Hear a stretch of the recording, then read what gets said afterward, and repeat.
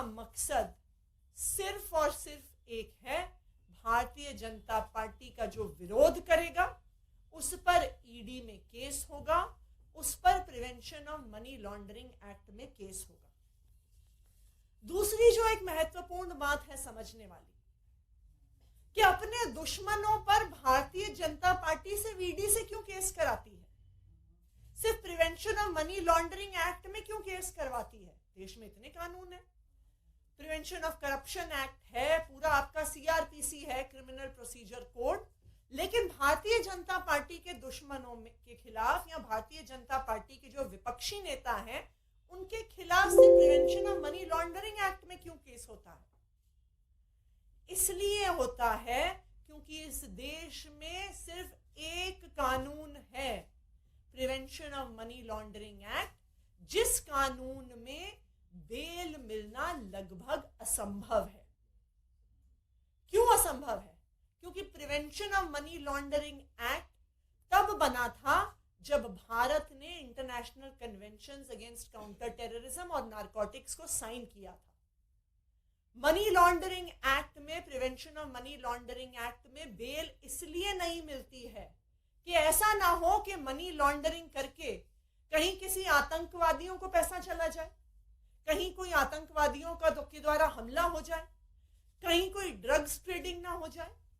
इसलिए इतना सख्त कानून बना था टेररिज्म को रोकने के लिए और ड्रग ट्रेड को रोकने के लिए।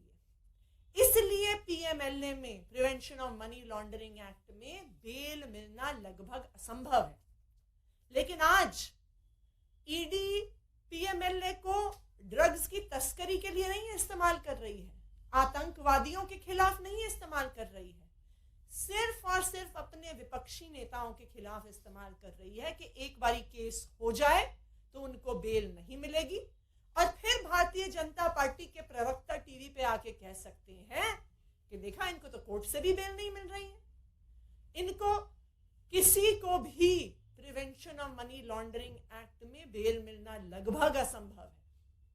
तो आज भारतीय जनता पार्टी, चाहे भारतीय जनता पार्टी के नेताओं के खिलाफ लड़ रहे किसानों को, चाहे भारतीय जनता पार्टी के खिलाफ लड़ रहे विपक्ष के नेताओं को, चाहे मुख्यमंत्रियों को, ईडी के द्वारा समन्स भिजवा रही है क्योंकि वो अपने विरोधियों को चुप करवाना चाहती है, उनका मुंह बंद करवाना चाहती है। लेकिन आज जब दो बुजुर्ग किसानों को, दो भैंसों की मौत के लिए अगर ईडी बुला लेती है तो ईडी का पर्दाफाश पूरे देश के सामने हो जाता है। Thank you.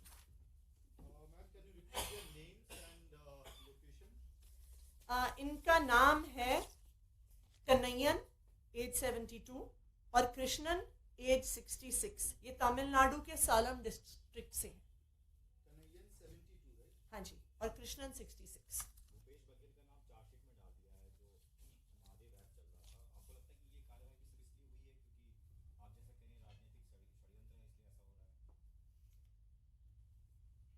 अभी तो अरविंद केजरीवाल को समन किया है, हेमंत सोरेन को समन कर रहे हैं, तेजस्वी यादव को समन कर रहे हैं, अब भूपेश बघेल का नंबर आ गया है।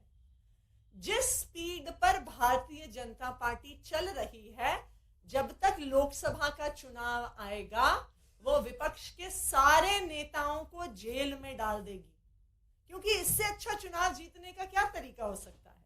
इससे आसान चुनाव जीतने का क्या तरीका हो सकता है कि आप अपने सारे विपक्ष को जेल में डाल दीजिए। जेल में ना वो प्रचार कर पाएंगे, ना वो ठीक से चुनाव लड़ पाएंगे, और आप चुनाव जीत जाइए। प्रधानमंत्री नरेंद्र मोदी पे जबरदस्त हमला बोला है। ये कहा है कि जब मणिपुर में हिंसा हो रही थी तो पीएम फोटोशूट करा रहे थे, कपड़े बदल बदल के लक्षद्वीप से लेके केरल तक घूम रहे थे। प्रधानमंत्री नरेंद्र मोदी जी को बहुत सारे सवालों का जवाब देना पड़ेगा। उनको मणिपुर की हिंसा पर सब जवाब देना पड़ेगा, उनको देश में बढ़ते हुए क्राइम पर जवाब देना पड़ेगा, उनको पूरे देश में महिलाओं की असुरक्षा पे जवाब देना पड़ेगा, बढ़ती हुई महंगाई पर जवाब देना पड़ेगा, बढ़ती हुई बेरोजगारी पे जवाब देना पड़ेगा। लेकिन क्योंकि वो ये जवाब नहीं देना चाहते हैं, इसीलिए विपक्ष के नेताओं पर जी तोड़ हमला कर रहे हैं कि कोई सवाल पूछने वाला और कोई देश को सच्चाई बताने वाला चुनाव प्रचार में ना रहे।